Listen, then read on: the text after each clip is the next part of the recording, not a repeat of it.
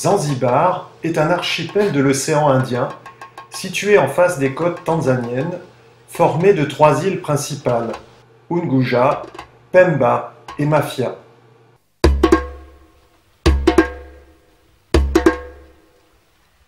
Le nom de Zanzibar a été donné au Moyen Âge par les navigateurs perses et signifie « la terre des Noirs ».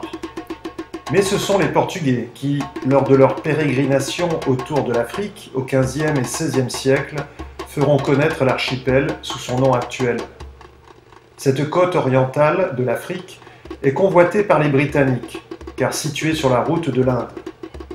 À partir de 1698, Oman prend le contrôle de Zanzibar. Commence alors une période où l'économie est tournée vers le commerce d'esclaves et où la culture arabo-musulmane assoit sa présence. Zanzibar vit à cette époque de culture de la date, qui nécessite beaucoup de main-d'œuvre. Les Omanais ont recours à des esclaves africains, l'islam interdisant la traite de musulmans. Très vite, Zanzibar atteint le nombre de 5000 esclaves, la plupart employés dans les plantations, mais certains devenant domestiques, concubines ou encore vendus en Inde ou en Perse. En 1744, à la faveur d'une guerre civile, un nouveau sultan prête allégeance à Mascate et jouit d'une autonomie complète.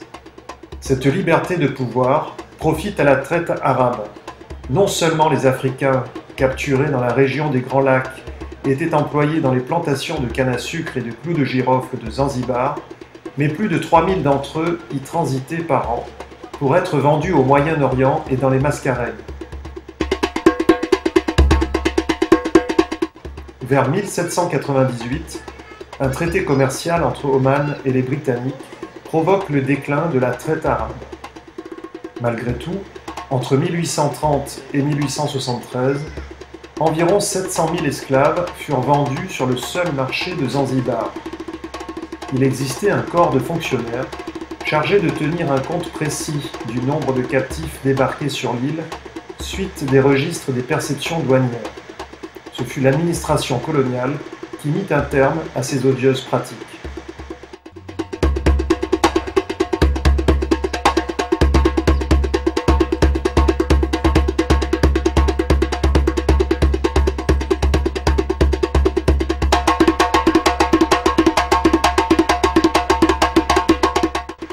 Environ 98% de la population de Zanzibar est musulmane.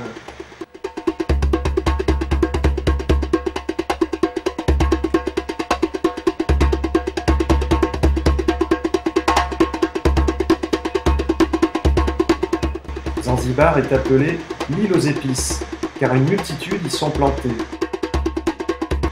Clous de girofle, noix de muscade, vanille, cardamone, cannelle, curry, menthol, poivre, tamarin, gingembre.